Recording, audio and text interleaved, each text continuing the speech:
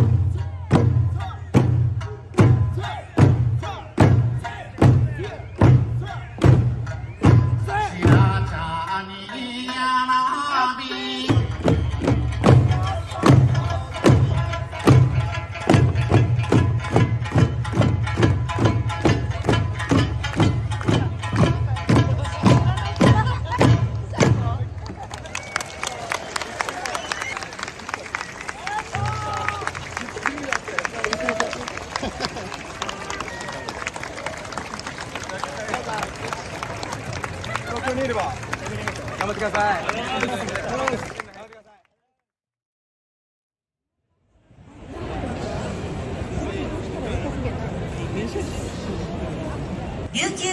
昇龍祭り太鼓は東京都を拠点に活動する琉球舞踊団です。沖縄空手の方や琉球舞踊の動きを取り入れた創作性の高い振り付けや演出で一つのエンターテインメントとして一糸乱れぬ演舞、人に見せる踊りを重視した創作エイサーを主とした演舞